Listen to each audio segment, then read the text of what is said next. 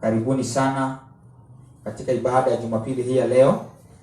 Tunaitwa Trinity Destiny Ministry International, tuko hapa Ngong Road. Karibuni sana na kushiriki pamoja nani katika kipindi hiki cha kwanza kusikia neno la Bwana. Amen. Leo na ujumbe ambao Bwana amenipatia, the topic of our message today, our work for God is not in vain. Kazi yetu kwa Mungu si ya bure. Bwana Yesu asifiwe. Tunajua watu wengi wanapofanya kazi wanatarajia labda watapata mshahara baada ya wiki, wengine wanalipo jioni, na wengine wanalipo baada ya mwisho wa mwezi, wengine wanalipo na contract. Lakini kwa Mungu kazi yake hatujuaje tunalipwa lini. But kile ambacho Biblia imetuashua si ya bure kazi yake. Na Mungu anajua kulipa. God ni just. Si kama watu ambao makampuni wanaajiri watu wanawaambia ingia saa 2 mpaka saa 11, mshahara wako ni kiasi hii. Lakini unafika wakati anakupeleka mpaka saa 3 na hiyo masaa hiyo ameongezea hapo hata kulipa, anakuambia kama utaki kazi, kuna watu wengi wanataka kazi. So unastuliwa na hiyo, unaendelea na kazi. But here let me say this. Chochote unachofanyia Mungu, kazi yote unajicommit kwa Mungu kwa sababu yake. Biblia inasema kwamba si bure na anajua kulipa watu. Bwana Yesu asifiwe. But kile ambacho nimegundua, wakati Mungu anakuja kulipa watu wake, haujuangi alikulipa lini ama kwa kazi gani. Kwa mfano unaweza Mungu amefungulia mlango, unapata maybe kiasi fulani cha pesa, ama umefungulia mlango wa kazi nzuri. Kumbe Mungu anakulipa ile kazi ulifanyia 2016. Kuna kitu ulifanyia kikema, sasa imefika wakati anataka kulipa. Na watu wengi wakiulizwa nini kimefanyika, labda wanasema ni vile mimi nimeomba sana, labda ni vile nilifanya kitu fulani. But kwani kwamba Mungu analipa kazi uliyofanya 2016 ama 2017. Rekodi yote ya matendo tunayofanyia Mungu anakuaga nayo. Rekodi ya mambo mema yote ambayo tunafanyiaga Mungu ama tunafanyianga wanadamu, maana tunafanyanga ndio Mungu aweze kuona, hiyo rekodi anakuaga nayo. Na mtumishi wa Mungu Paul akasema tusichoke kutenda mema. Kuna changamoto nyingi watazukuta wakati ambao tunatenda mema. Unafanyia watu vizuri, wanakujibu na ubaya. Unasaidia mtu kwa baby na alikuwa na shida fulani, unampatia pesa, unamkopesha kitu, unampatia mahali pa kuishi labda, ama labda unamconnect kazini na kwa jina lako anapata kazi. Bali kwa njia moja ama nyingine anakuja na sahau na hayo. But wewe kama ulikuwa unafanyia Mungu, nataka nikutie moyo siku ya leo. Mungu yule ambaye analipaga wafanyikazi wake, anakuja siku moja atakuja kukulipa. Praise the name of the Lord. Na inatakuwa labda hata kulipa wewe, inawezekana pia akakulipa kupitia kwa watoto wako. Watoto wako upate mwishowe wako na connection nyingi kubwa sana. Unapata mtoto wako labda baada ya kumaliza university ama college, milango ya kwenda mataifa ya nje, connections za makazi. Unapata within 3 years tangu ajiriwe amekuwa milionea hata kuliko mtu ambaye amefanya miaka 50 kazi. Unashindwa, kwani mimi Mungu nini nilikupatia? Kwani nini kimefanywa kwa mtoto wangu? Maana ile kazi wewe ulifanyia Bwana anakulipa kupitia kwa mtoto wako. Bwana Yesu asifiwe. Kwa hivyo watu wa mwalimu anasema tusichoke kutenda mema. Labda unatarajia kuona result last week hukupata, last year, last month. Wengine hapa mmekuwa mkijiuliza maswali, Mungu nimekutumikia kwa uimbaji miaka mingi, nimekuwa kanisani nimekuomba miaka mingi, Mungu utakuja kunikumbuka lini? Ukiangalia wenzako labda unaona wamefanikiwa sana.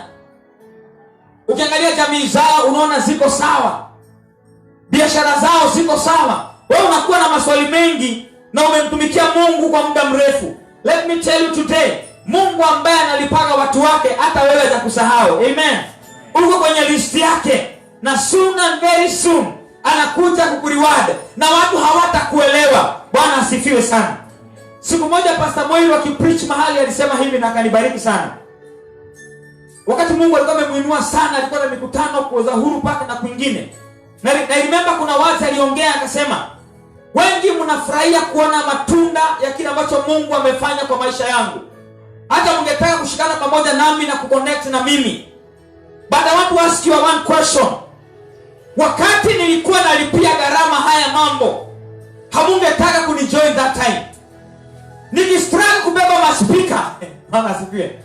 Nikistruggle kutafuta pesa ya transport, hakuna mtu hata mmoja usiku nilimuona. Basi imani imefika wakati wangu wa kulipwa na Mungu. Sasa mnataka tuwe pamoja. Hivyo ndivyo wanadamu tumeumbwa, wapendwa. Wao usichoke kumtumikia Mungu. Ile siku Mungu atakuja kukukumbuka. Hata wale waliokuwa wakijifanya maadui zako wanatafuta connection ya kuwa pamoja na wewe. Maana wakati ambao mtu amebarikiwa, hakuna mtu apendi excellence, blessings, kujitanisha na mtu aliye juu. Hallelujah. Kuna siku moja nilikutana na kijana mwingine. Akaniambia, "Pastor, kuna mtu nilikuwa naambia ninakujua." Akasema, "Sikujui." Nikamuuliza, "Kwa nini anasema unijui?" Akaniambia, huyu kijana aliambia huyu jamaa, "Wewe vile nakujua na huyo pastor mali yako, usikuwa mnajuana." Bwana siwe sana. Yaani unaona kwamba huyu jamaa vile ule kijana alimuona na vile anavyoniona, anaona kabisa tuko mali tofauti sana, hata tufai kuwa tunajuana.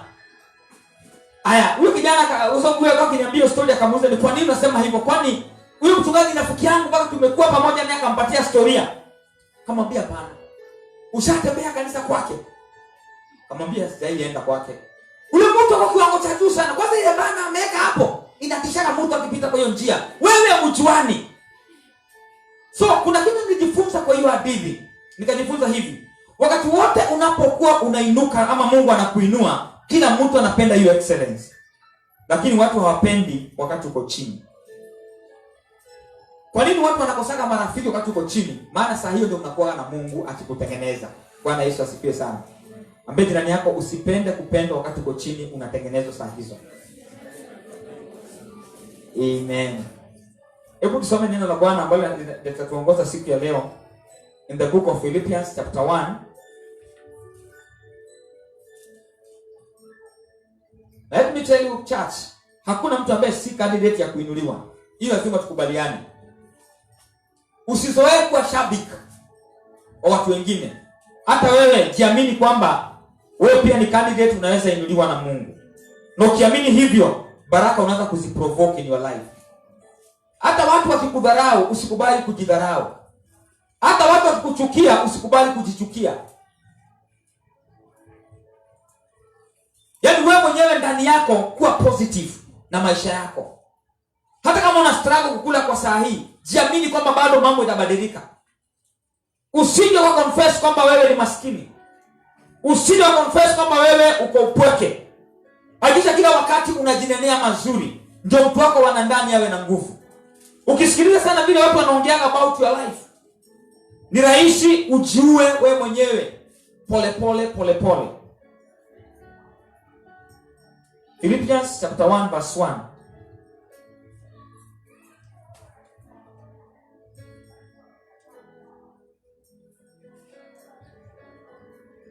Wa Filipi sura ya kwanza mstari wa kwanza.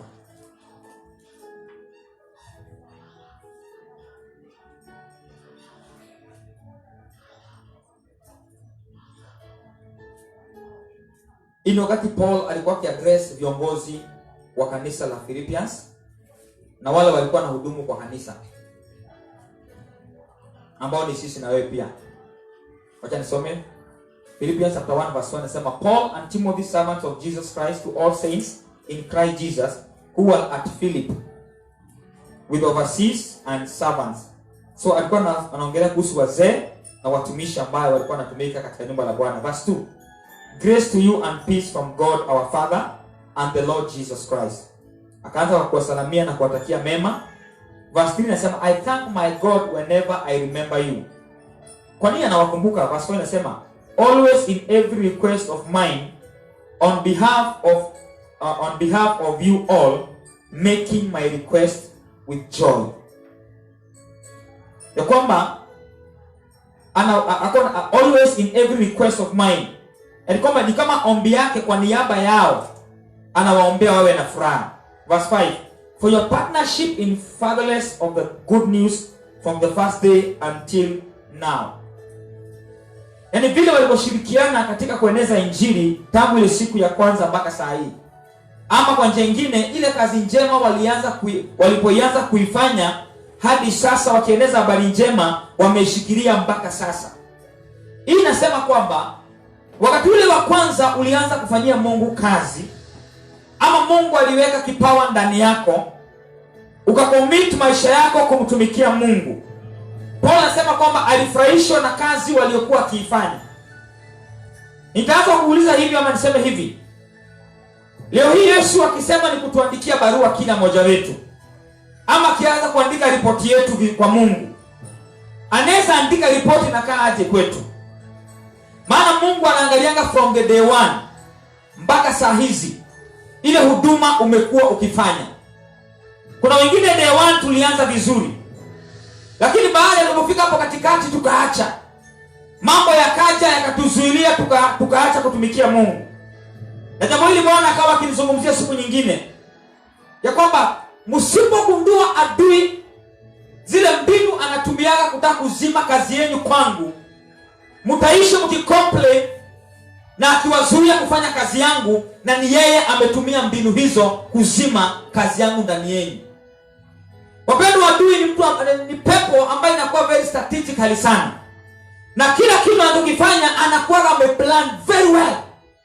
Na ni vizuri kama kanisa tujue vita zetu kila moja vinatokaga wapi. Hatupiganagi vita the same sisi wote. Kila mtu anapigana kulingana na huduma ako naye.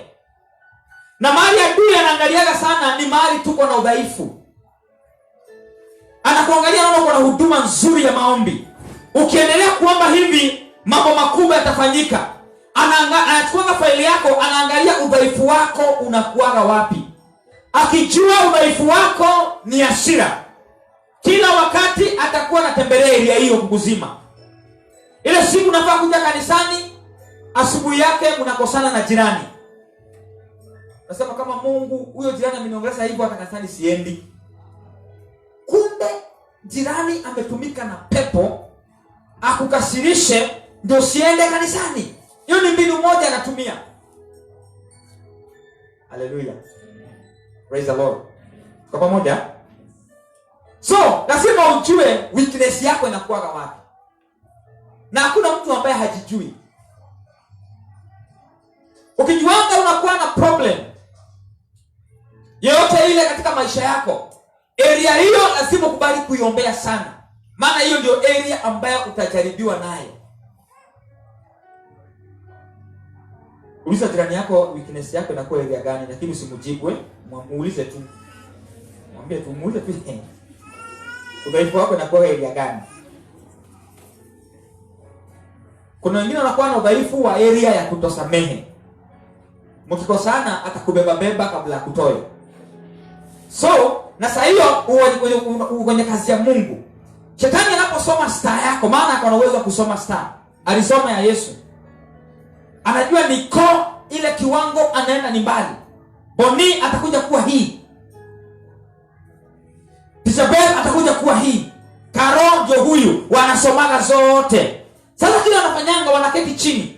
Wanauza huyu mtu anaweza kuzima hiki ambacho atafanyika. Anakuwa na udhaifu area gani? Let me give you a good example. Petero alikuwa ni mtu wa kuongea sana. Hebu tukisoma four gospel of Christ, utaona yeye alikuwa anauliza Yesu maswali kila wakati. Kwa sababu ya kuongea kwake sana, Shetani alimtumia area hiyo. Siku moja Yesu wakati ana plan kwenda kusulubishwa, akasema mimi naenda sasa kutiwa mikononi mwa watu wabaya, naenda kukufa, na baada ya siku 3 ndafufuka. Petero bila amezoea kurusha mdomo, akarusha mdomo. Kaambia Yesu, hakuna, hautasulubishwa, mimi nimekataa. Yesu alipomwangalia akaona si huruma amemhurumia, ni pepo imemuingia. Alimwambiaje? Rudi nyuma yangu Shetani. Maana area ambayo uko na udhaifu, hiyo ndio area ambayo Shetani anaingililia. Usipotrain moyo wako kutojeruhiwa na vitu vidogo vidogo, ni rahisi kipawa chako kizimwe na Shetani. Kuna mtu anachukua mic ahubiri hapa moto ishuke, lakini akisikia mtu amemuongea kusha. So adui anauzeka huyo mtu akona moto, jana alitufukuza sana. Jana alitukemea, tulikimbia, tulichomeka. Weakness yake ni gani? Akikwazwa tu miezi mbili atakuja kanisani. Bas, and then hiyo area. So wanakujaga kwa marafiki wako, wanaangalia nani ambaye hajaomba vizuri. hayuko strong, ni fulani wanamuingia. Wakikunywa chai na hapa juu wanaanga aje niko kama anakuwa na kiburi sana Huyo umeambia anapelekea niko.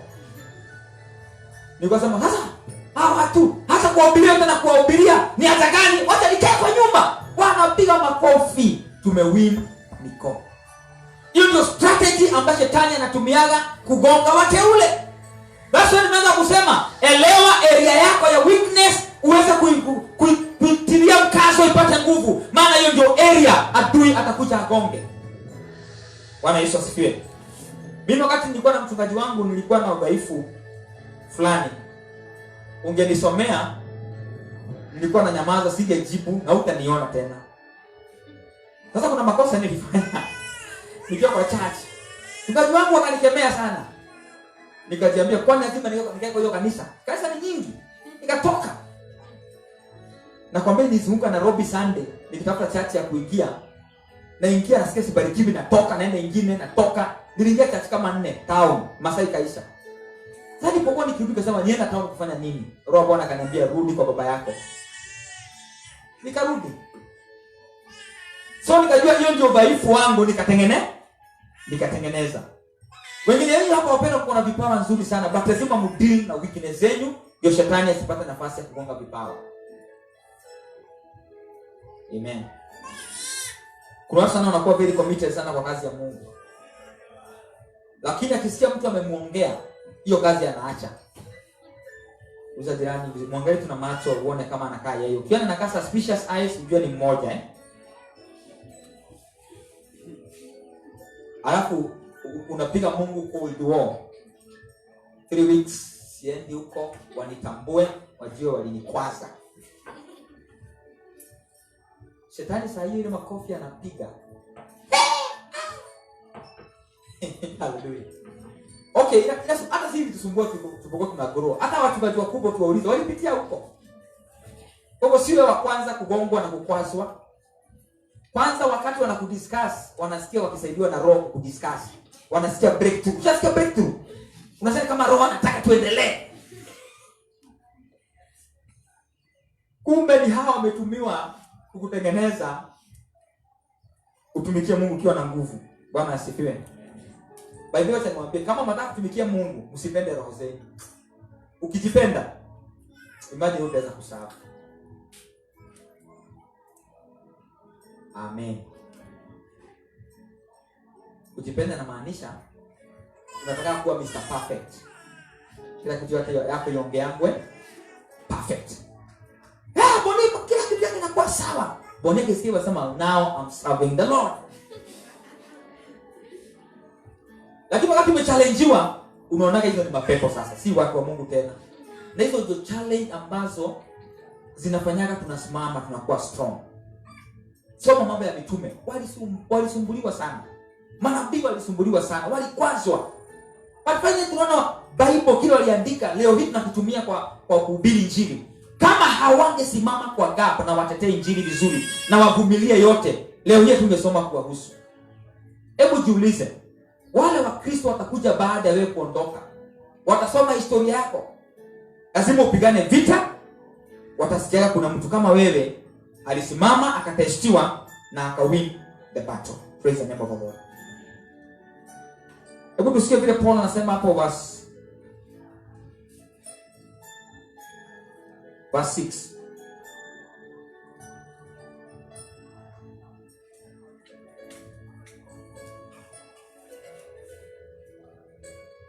Be confident of this very thing, that he who began a good work in you will complete until the day of Jesus Christ.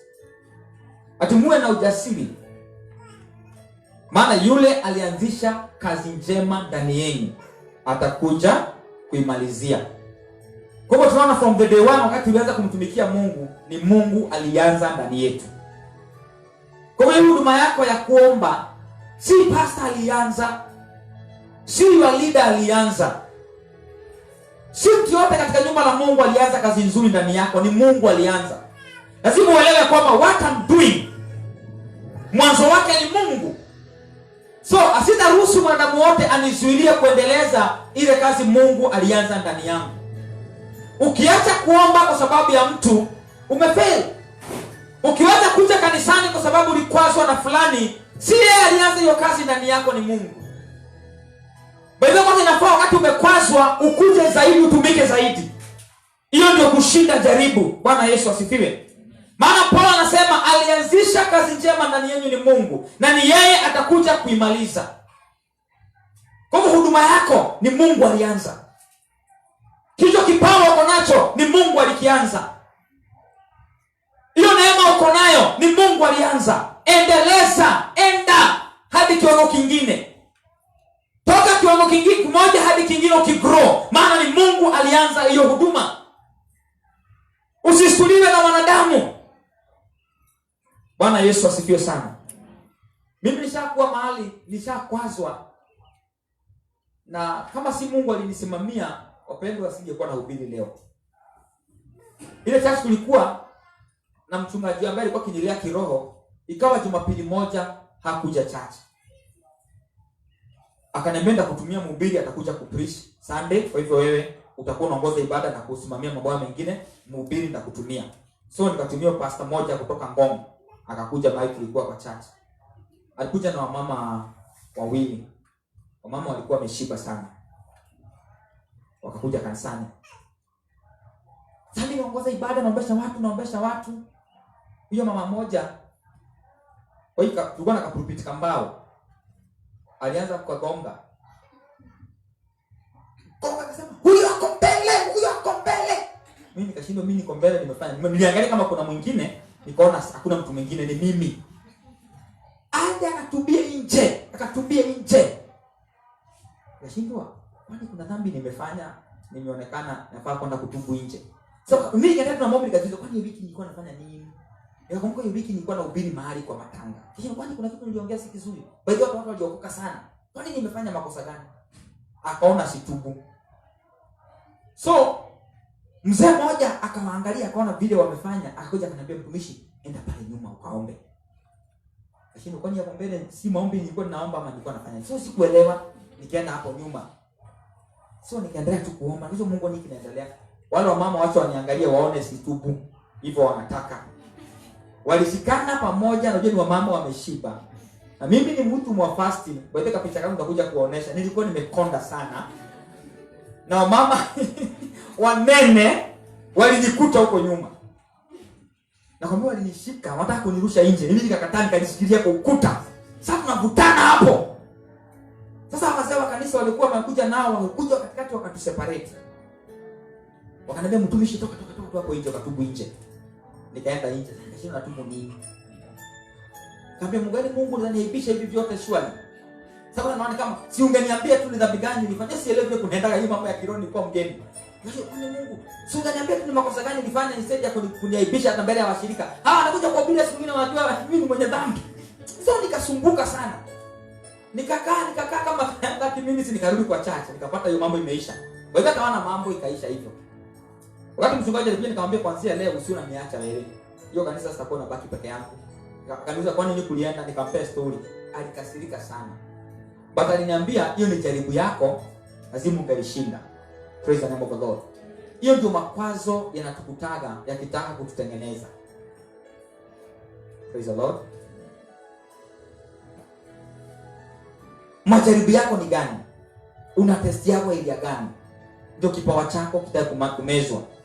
Kama si Mungu alinisaidia wakati wa mama walinirusha huko, nilikuwa nimeamua kwenda kabisa sitahubiri tena. Nilikuwa nadhani ni Mungu ameniaibisha, kumbe si Mungu. Adui tu ameingia watu hapo wanitengeneze tu na kivyao. Lakini Bwana akanisaidia. Praise the Lord. Because any prophetic word lazima iwe based by the word of God. And the word of God is love. Hallelujah. Kwa sababu hata kama nilikuwa nimefanya kosa, walikuwa na right ya kuja kuniambia, "Mtumishi wa Mungu, Bwana anasema hivi na hivi." Si mbele ya madhabahu na wewe ni mtumishi. Hiyo roho si ya Mungu. Haihaibishani watumishi. Na sababu ni say amen. Ni vizuri muelewe hivyo.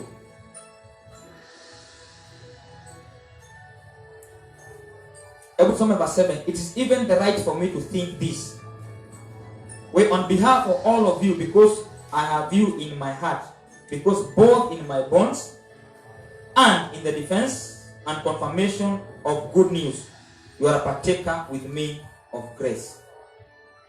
So Paul katika huduma yake ya neema anaangalia vile ambavyo walikuwa wamemshikilia kanisa hili la Philippians, akaona walikuwa wamefungwa pamoja katika huduma ya neema.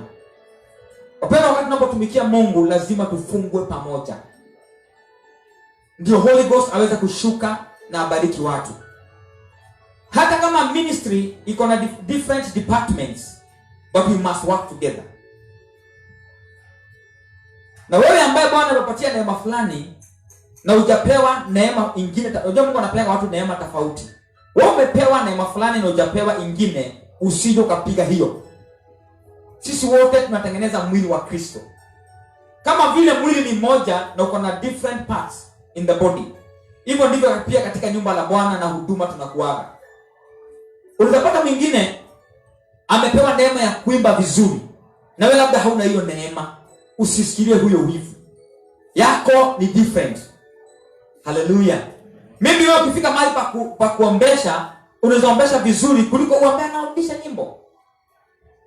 Labda ukifika mahali pa kukanso watu, you are good katika area hiyo. So sisi watu tunafaa tuheshimu kila gift iko na kila moja. Kwa sababu ukipiga gift yote ambayo iko na mwenzako, I'm telling you, kuna siku utahitaji na itagoma. Kuna watu ambao wakiona manabii wanawapiga. Kuna kitu kama hii, unarusha tu mdomo. Utakuja kugongwa na kitu, na hiyo kitu inahitaji nabii afunue, na ulipigaga kipawa cha nabii. Mungu hiyo siku hataongea. Utabaki umekaukiwa. Ukipiga kipawa chochote akita respond kwako. Mishaka na watumishi. Kuna wengine tunaenda nao fasting, tuko kwa gari tunaenda nao fasting Nakuru. Watumishi wazuri wako na huduma na Mungu amewainua. Wakawa wanasema hawaamini deliverance. Hallelujah. Wanasema hii ni vituko inakuwa na wahubiri. Kwanza nana. Ni watu wanalipaka hiyo vituko, akaongea. Nikamwambia wapendwa, acha niwaambie, kipawa ukiipiga kuna siku utahitaji na itafanya kazi kwako. So nikaona wamestuka. Kwa sababu walikuwa wanaongea ni wa support, wakawa nimeongea different. Haikumaliza miezi kadhaa. Church moja yao hallelujah, kuna shule ya secondary iko hapo karibu. Wanafunzi wa form 4 wakaposesiwa na mapepo. Hello. Kile walifikiria wanafunzi hapa kuna kanisa. Walibeba hawa wanafunzi wote wakapelekwa church. Wala kwa madhabahu wakalalishwa huko ndani. Mhubiri alipopigiwa simu hiyo kanisa akauliza nini kunaendelea, aliposikia ni mapepo zinatolewa, alisema hana mtu wa kuacha kwa duka yake. Hakuja. So huyu ambaye walikuwa kipinga akanipigia simu, anambia mtu wa Mungu, huku kimeumana. Nikamuuliza kwani kunaendelea aje? Kabe shule imeposesiwa mapepo bla bla bla, zinasumbua watu, sukuje. Nikaenda. Wapendwa, wakati tulikuwa tunaombea hawa watoto, yeye alikuwa nyuma. Kwa sababu hakuna pepo vile respond kwake. Na alikataa na deliverance. So, ukisikia mwingine anapewa neema na Mungu nzuri kuliko yako, usiipige. Hallelujah. Hakuna kipawa ainanga anointing yake. Na hakuna kipawa Mungu hawezi akainua. Fanya kazi kwa area yako. Praise the Lord. Invest kwa area ambayo Bwana amekuita. Kama unaishi kama umeitwa ukiwa nabii, sikiliza manabii sana. Hallelujah. Kama wewe unasikia umeitwa ukiwa apostolic grace, kuna apostle, kuna neema ya utume, sikiliza mitume sana kile wanaongea. Na ukiona nabii ametabiri vizuri na wewe si nabii, usipige hiyo, weka na yako. Hiyo ndio Mungu anavyotaka tuwe katika nyumba la Bwana. Amen. Na let me say this. Hakunaga grace ambayo inakuanga ati ni more important kuliko ingine. As long as umeaminika katika area ambayo Mungu amekuita. kuna anointing inashuka kwa hiyo grace. Bwana asifiwe sana. Na ukitaka kujua kwamba God ameanoint kipawa chako, ni wakati ambaye kitahitajika kufanya kazi, ukifanyisha kazi.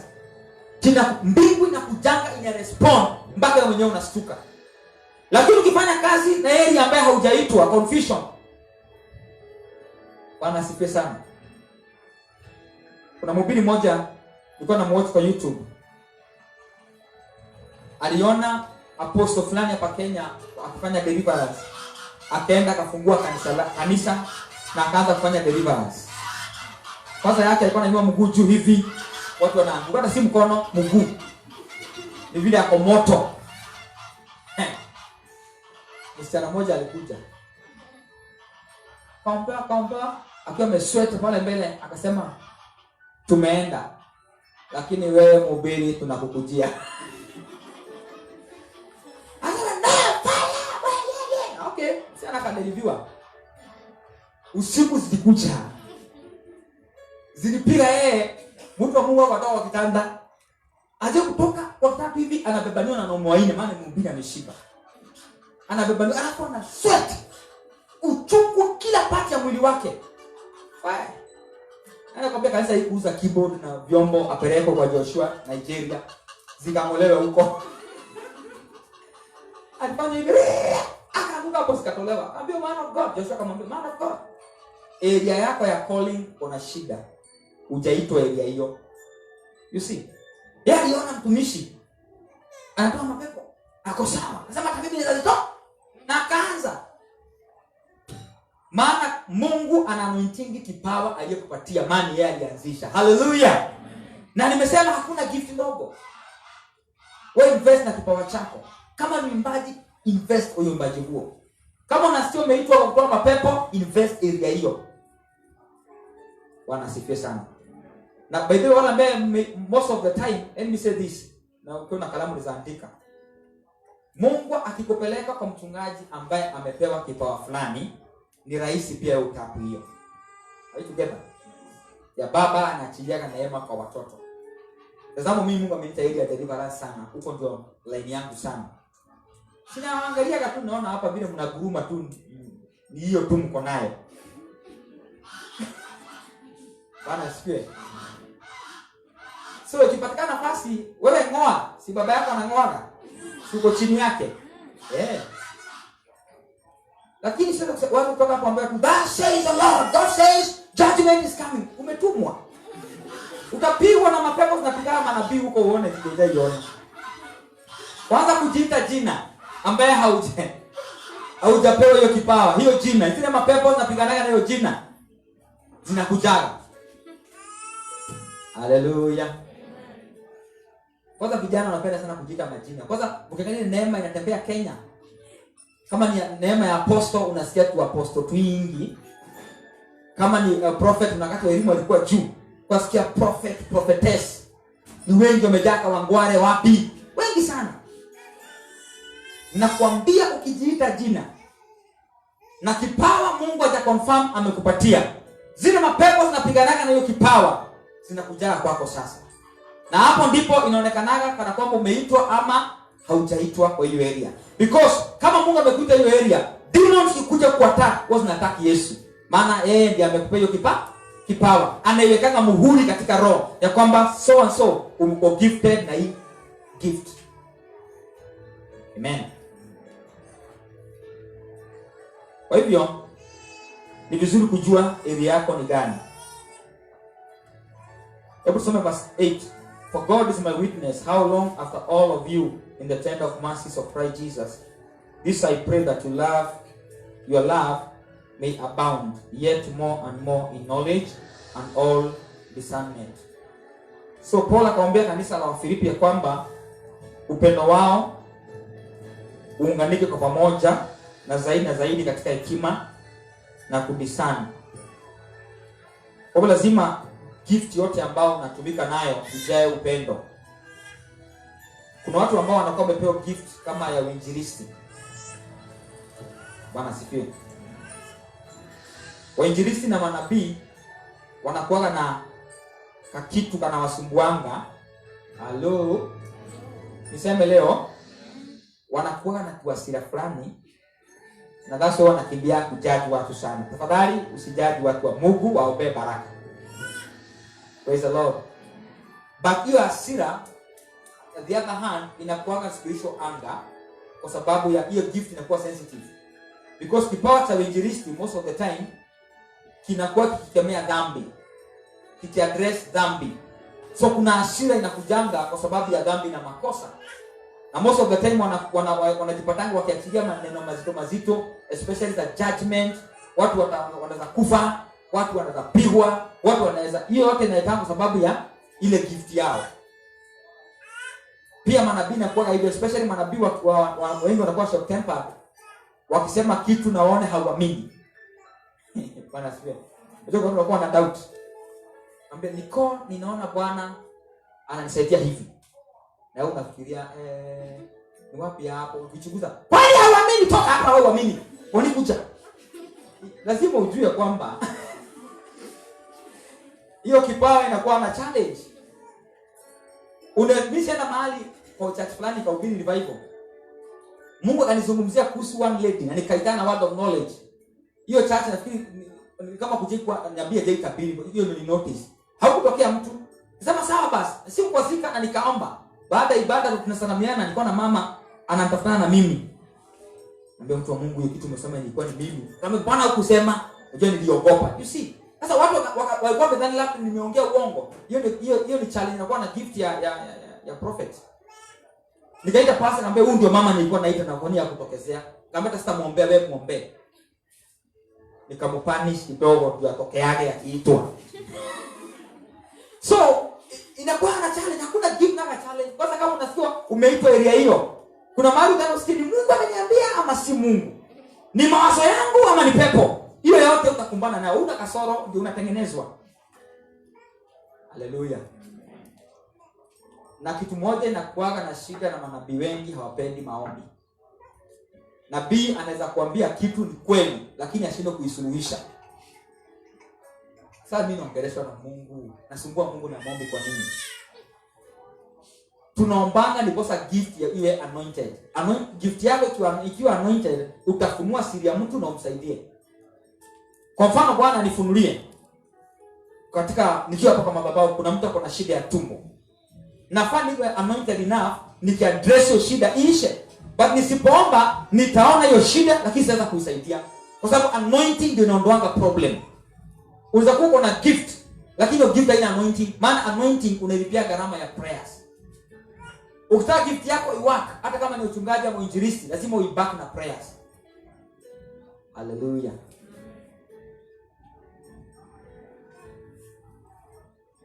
Na gift ya unabii ni nzuri lakini usipokuwa trained enough, watu wanaweza kuworship. Na hapo ndipo na manabii wengi wafikishaji miaka 60 kama watakufia hapo katikati. Kigawa glory ya Mungu unaendaga mapema. Na nyinyi wamama ndio mnafanyaga manabii wanapigwa sana. Mtumishi, kama si wewe ulikuja kwangu ukafichua ile siri imekuwa kinisumbua, mimi siri ingelikuwa wapi? Wewe umeua huyo mtu. Unajua kile umefanya? Umewakosanisha na mwenye kipawa. Instead upatie Mungu utukufu aliyefunulia nabii huyu, umechukua utukufu wote ukapatia nabii, na nabii Mungu anatoanga yeye maana amegawa glory. Hello. Baadaye Bwana akikutumia kwa neema yote ile, patia Mungu nini? Utukufu. Ukishare hiyo glory, umeanza kujiondoa polepole. Kuna nabii alikuwa akiitwa Branham. Alikuwa US hiyo miaka ya 70s 80s huko. Alikuwa Mungu amemuinua sana. Huyu jamaa alikuwa na kipawa, angeweza kunenea watu kwa zaidi ya 5,000. Kila mtu anatoa unabii accurate. Hata kuna mama alisemaga anataka ni kijana. Alisema anataka kwenda kumpima aone kama ni nabii wa kweli. Akaja. Akamwambia nimekuja. Bwana makamuiza na shida gani? Sema niko na kansa. Nataka uniadressie na uniombee. Branham alicheka akamwambia, kijana, hauna kansa, umekuja kunipima. Na sasa kutoka leo umeipokea na utakufa baada ya 2 weeks. Na kijana alikufa baada ya wiki 2. Ona gift. Finally, kwa sababu ya kuongezeka kwa huduma ikawa kubwa, watu wakuja wengi, akaingiwa na kakitu kakutaka kuchukua utukufu wa Mungu.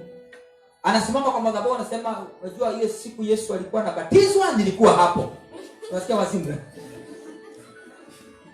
Hata Elijah, mimi ndio nilikuwa Elijah, yaani vituko. Hakumaliza miaka 2 kama Mungu hajaua yeye. Kuna level unafika juu, Mungu hawezi kukushusha tena. Umeenda sana, anakuondoa. Kwa hivyo vipawa zote ambazo mko nazo hapa, Mungu atakuja kuwatumia. Usishare gururi yake. Amen. Hata ukipatia mtu wazo limsaidie apate pesa nyingi, usianze kumfikia. Claire, hiyo wazo ungetoa shule. Mwana haweshimu your counselor, ulete kitu. Hiyo hata wacha. Bwana ziviwe. Wewe fanya, ujue kwamba ni Mungu amepokea utukufu na Mungu atakureward yeye mwenyewe. Maana kazi yote tunayofanyia Mungu hapa duniani si ya bure. And somebody say amen. Amen. Na kuna kitu lazima tukubali fight kwa Kristo. Tukifanya kitu tunataka watu wajue. Hapo sika kitu kazusika. Okay, tumeumbwa hivyo lakini you can control. Praise the name of the Lord. Hapo kwa kitu unataka kujulikana umefanya. Ukiweza kufight kaondoke ndani yako, utaweza kusabu Mungu vizuri. Bwana sifiwe. Hallelujah. Si Mungu anaongeanga. Hebu jaribu kufikiria Mungu sako ni saa hii na kubariki na pesa utununulie kiwanja. Amen. Ni mfano tu lakini sinawezekana. Na mimi naweza kununulia kiwanja. Glory be to God. Okay, hiyo neema in Jesus name. Sema pastor, mimi nimeona vizuri mwana kiwanja yenu na utuandikie check. Okay, ukiweza kunyamaza na mtu asijue umebarikiwa. Lakini hebu fikiria, unaonaje unaweza nyamaza?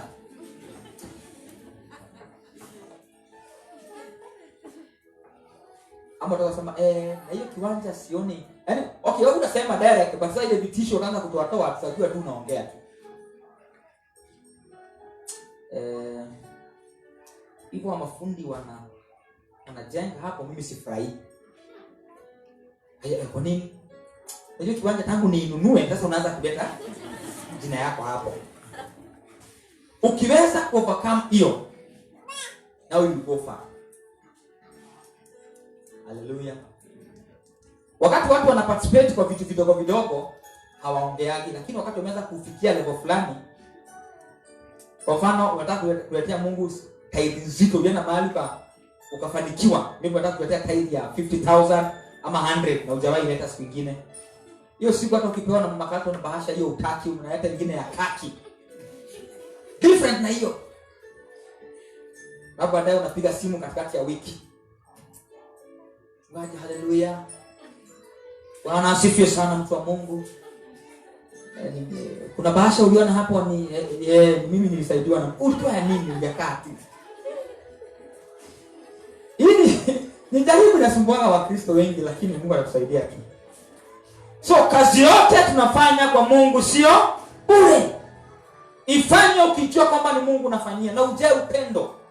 Hata kama mwenzako amekosea kwa njia yote ile, mrekebisha kwa upendo. Huduma fanya kwa upendo. Unaposikia kuna ghadhabu unataka kushika sababu labda mambo haendi vizuri, aisha kwamba you are controlling yourself. When you control yourself, hii ibada inakubalika mbele za Mungu. Maana Mungu anaangalianga roho. Lastly, mimi nataka kusema about to listen to your inner man when you are serving the Lord. Mtu wako wa ndani hawezi akakudanganya. Hata unapopewa report yote ile ya kukustua, before you respond, sikiza your inner man. Maana Holy Ghost anakaa ndani yetu hapa kwa tumbo. Msikilize tu anasemaje. Kuna report unaweza letewa ukimbie kuongea kwa haraka haraka upate umeharibu na umekwaza the spirit of grace. Siku moja Yesu akaja kwa Mafarisayo akamkuta akamwambia, aliposema kwamba mtu fulani amesamehewa dhambi zake. Walipokuja kwako anamwambia hakuna mtu anaweza samehea mtu dhambi isipokuwa Mungu. Ni kweli, ni Mungu ndiye anafaa kusamehea peke yake. Lakini Biblia hapo chini nasema akaangalia mioyo yao. Akaona kile wameongea kwa mdomo, moyo wao sivyo ndivyo ulivyo. That's why akawakemea. So na wewe zoea sana kusikiza ndani. Ukisikiza ndani, Mungu atakwambia huyu mtu ameongea kwa idea zake ama kumeendaje. Watu ambao they are sensitive inside huwa hawadanganyiki. Hata mtu akikuchorea kukukona, your inner man atakuwa alert. Watu wengi tunapenda kumove na vile tunavyosikia watu wanavyosema. Sasa kama vile TV zinaongea, watu wameuziwa uoga kiasi kwamba mpaka ile mambo watu wanafanya ni uoga kabisa, imejaa wapendwa. Ama sasa umeona wamekuja hapa akasimamisha gari pale, wakaacha kama wameacha vitisho wakaenda. Wapendwa, kutoka saa hii unaweza kujua kwamba hiki kitu si real. Yaani si kwamba ni corona is about fighting the church of Christ in Kenya. Sasa toka hapa uende Kawangware sokoni saa hii tulitoka. Uone vile ambavyo watu wamejezana huko, lakini hawaambiwa pange laini wakinunua sukuma. Hawaambiwa wa sanitize wakichagua nguo, na polisi hawafiki huko. Lakini the body of Christ, mali ambayo ni responsible people, tunaona wanakuja wakitembea. Kwa nini? Ni vipawa na huduma zinapigwa kwa jina corona. Maana shetani anataka njia yote ile ya kwenda kuzima the church, anakosa. Why the church inakiwa masheria karibu 10,000? Why? Bwana wengine hawaekewi. Unaelewa kwamba hii ni church. Jana nilikuwa na watch news. Naona mpaka sasa imefika wakati watu wanaregister kwenda kanisani. Wanaregister jina yako ndio wekewe kiti. Imagine. Surely. Wakristo tusiposikiza our inner man, tusikize our thought, inawezekana pia tukatumika na sisi kuzima the voice of God in church. Can somebody say amen? So, ningetaka kusema hivi, sikizeni mtu wenu wa ndani. Hata unapoletewa story na rafiki yako mambo fulani imefanyika, sikiza tu ndani. Hautadanganyika. Amen. Mtu akuja kudanganya, unasikia mtu wako ndani anakuambia huyu amekuja kudanganya. Anakuja kupata story amepaka mafuta. Wewe unacheka tu maana unajua anakudanganya. Hiyo ndio importance ya kusikiliza the inner man. Anasifiwe. Ushaona kwa nini government inasemanga kamje mob justice hiyo sheria itumike? Kwa sababu mob justice wanatumiaga kuona na kusikia. Na inawezekana ikawa si kweli. Amen. Kuna kijana mmoja alichomangwa Kibira. Alifanya hivi. Alikuwa amekwenda kutembelea brother yake Kibira. Na wakati huo Kibira kulikuwa na wakora walikuwa naiba manguo sana, wanaanua kwa inches because imeandikwa kwa kamba. So kijana akipita chini, kanguo ka mtoto kakamwangukia hapa kwa bega, na hata hakujua. Wacha mama moja amuone. Akasema mwizi. Mob justice ilipokuja, hebu kujua kana kwamba kulianzaje. Walimpiga na mawe, wakampiga wakamchoma hapo. Ndugu yake alipokuja kusema si mwizi, baadaye jamaa shaenda. Na si kuiba, alikuwa ameiba. Kulipochunguzwa, huyo mama alipoulizwa vizuri, akasema mimi niona nguo wapi? Kwa mabega. Nikasema huyu ni mwizi maana nguo zetu zimekuwa zikiibiwa na hakuwa ameiba. Kwa hivyo mara mingi ukizoea kusikiliza vile watu wanavyosema, ni rahisi ujaji kama ulimwengu. Kuwa kama Yesu. Analetea mwanamke aliyekuwa mezini. Hamjeshi nasema sheria imesema apigwe na mawe. Yesu akaanza kuandika chini. Wakamwambia, Bwana unasemaje? Huyu mtu amefanya dhambi na sheria imesema anafaa apigwe na mawe. Yesu aliinuka akamwambia, yule hajawahi kufanya dhambi awe wa kwanza kupiga huyu mwanamke. Kina Kenovia na Otieno wakumbuka ile mambo wamefanya hiyo wiki yote, wakaanza kutoroka wao. Maana Yesu anasikizaga ndani. Aliwaona akaona hao wote ni wanafiki. Hii judgment yao wanaijudge na unafiki. Na wewe utakujudge mambo kama Kristo, listen to your inner man. Na inner man wako utamsikia ukimsikia. anaongeaga lakini watu wengi wataki kumsikia, lakini huwa anaongea. Haleluya. Bwana asifiwe wapendwa. Kwa hivyo nataka kumalizia kusema kazi ya Mungu tunaofanya si ya bure. Usichoke kutenda mema. Usichoke kutenda mema. Kama ni kusupport kazi ya Mungu, uisupport kwa moyo wako wote. Haleluya. Kuna vipawa tumepewa lakini hazio kwa Bible, lakini tumepewa. Maana maandiko yanasema kwamba ni vipawa ni nyingi, lakini si zote zimeadresiwa kwa Bible. Kuna watu wanakuwa wamepewa neema fulani na Mungu, wao wanasikia tu kusupport kazi ya Mungu. Akiona Sunday school hivi, akiwatazama hivi, anaona hitaji lao. Akiangalia praise and worship hivi, anaona hitaji lao. Wewe ni kusema uko gifted kwa kusupport huduma. Ukiangalia madhabahu hapa, unaona hitaji la madhabahu. Wewe umeitwa area hiyo. Praise the Lord.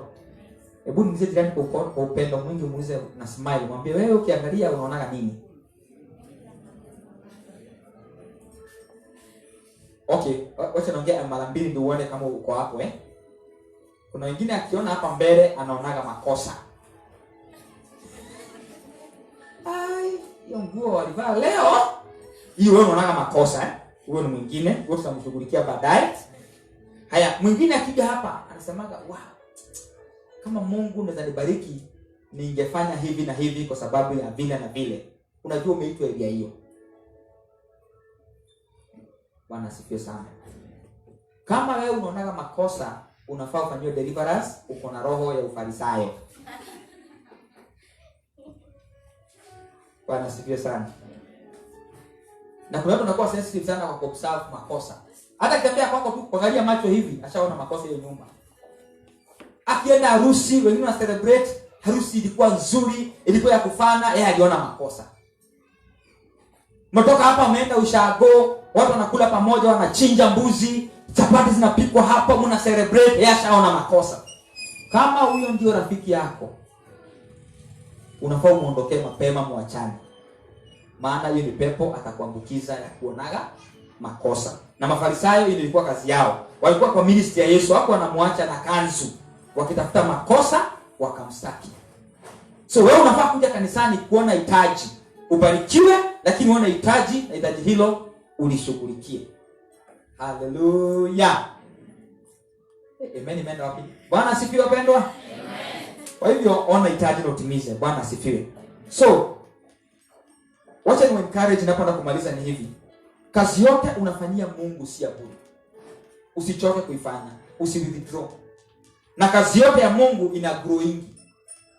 Kama umekaa level moja sana, jua Mungu anakudemand ugrow. Jaribu ku advance uende hiyo level nyingine. Maana hivyo ndivyo Mungu anavyotaka. Ukikaa level moja sana, hiyo kipawa chako kitaingia mchanga. Amen. But ukigrow utapenda huduma. Ukisikia unachoka kwa kazi ya Mungu ni kusema uliacha kugrow. Bwana sifiwe. Nitaenda leo church ama sitaenda? Si Mungu niongeleshe niende ama nisiende. Kama unafikaga hapo, ujue wewe uliacha kugrow long time ago. Mungu ninene. Leo niende ama leo kwa sababu kama ni Asha unasema leo nitakuwa Asha ama niende kama nimekauka nikae chini. Nisiashe nikae. Okay, sawa. Ili nakwambia hivyo ni gani? Sauti ya nani hiyo?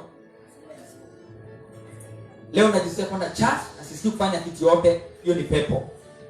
Kwa sababu unafaa kutumikia Mungu kila wakati. Season and out of season. Maana hiyo ndio Mungu ametuita kufanya. So langu ni kusema kwamba Paul aliambia Philippians anafurahishwa na kazi nzuri aliyofanyia Mungu. Na mimi pia nasema kwamba Mungu amefurahishwa na kazi nzuri ambayo mmekuwa mkimfanyia. Bwana Yesu asifiwe.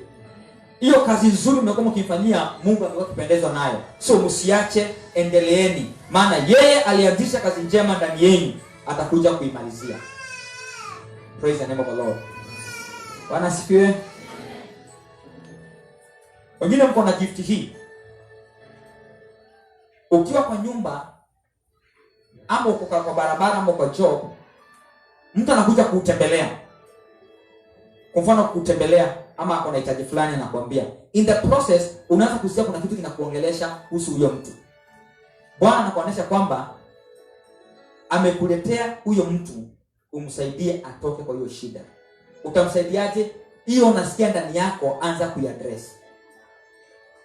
Mtu anakuja kuambia niko mama yangu amenitesa, amenifanya. Ukimsikiliza unasikia ndani yako Bwana anakuambia na yako na hii makosa hii na hii, na akifanya hivi atasaidika. So ushamsikiliza na mwambia na wewe umeangalia makosa yako.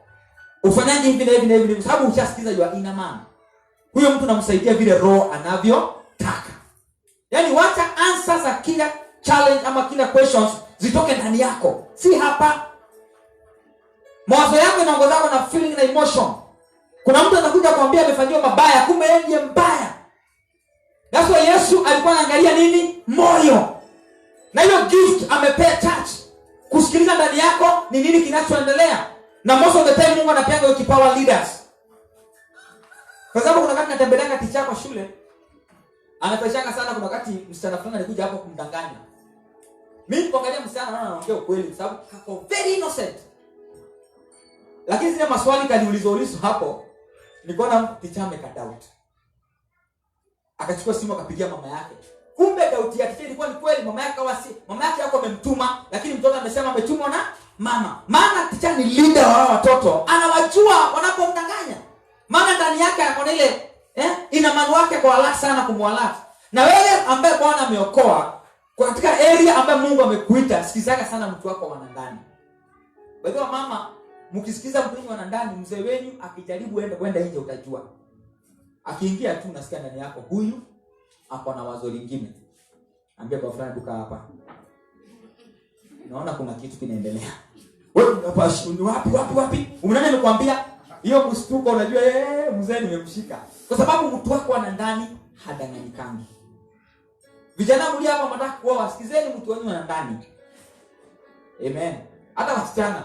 Ushaje jamaa amekuja tu wasichana wanapenda vijana ambao wamenyoa kanywele, wamepiga kakata hapa. Kanywele kanakaa kama kamasi. Hapa anaongea na kauzito. Ako sawa, unavutiwa na hiyo. Wewe sikiza mtu wako wa ndani anakuambiaje. Ndio kwa mtu anakuja kukuua. Haleluya. So today nawaombea msikize mtu wenu wa ndani. Katika biashara zenu msikize mtu wenu wa ndani. Katika huduma zenu msikize mtu wenu wa ndani. Huyo ndiye atakayewasaidia katika hali zote. Praise the name of the Lord. Tusimame juu. Wacha niombe na wale walio nyumbani. Najua kwamba Bwana awabariki na mwazungumzia kupitia kwa neno hilo. Litilie maanani. Na ujue kwamba chochote unafanyia Mungu si cha bure. Fanyia Bwana kazi, huduma yako ifanyishe kazi. Siku moja Bwana atakuja kukulipa. Wacha nikuombee. Baba, ni asante kwa mtazamaji wangu ambaye amenitazama masaa haya. Mahali popote alipo Baba, namuombea baraka zako. Yeyote anayotazama kupitia kwa YouTube ama Facebook live Baba, tunamuombea. Nguvu zako Mungu zimshukie. Neema yako Bwana imshukie. Wacha afanye kazi yako kwa bidii ewe Bwana. Kama kuna mmoja alifanyia kazi akakwazwa na hiyo huduma ikakwisha ndani yake, Baba natangaza irejee tena in the name of Jesus. Muinue tena Bwana, mpe hekima ya kujua kwamba ni majaribu ilikuwa mbele yake na lazima aweze kuyashinda. Baba ninasema ni asante. Bariki mtazamaji wangu mahali popote alipo Bwana. Yeyote anamtazama na ni mgonjwa, namuombea ukamponya. Yeyote anamtazama Baba na amevutwa kazi, hajui afanye nini, namuombea baraka za kazi zifunguke kwa maisha yake in the name of Jesus. Chochote kinamsumbua kwa maisha yake na kwa familia yake Baba, na kemeo roho in the name of Jesus, na kutangaza kwamba iachilie watu wako Bwana katika jina la Yesu Kristo. Wabariki watazamaji wetu Bwana, wabariki yote amejiunganisha na mahubiri haya siku ya leo na ibada hii ya Jumapili, na achilia baraka zako juu ya maisha yake. Asante Roho wa Bwana, maana umenisikia na hata umetenda, na ni katika jina la Yesu Kristo tumeomba na hata kuamini. Amen. Bwana kubariki sana kwa kutazama na share your message na wengine, and God bless you. Amen.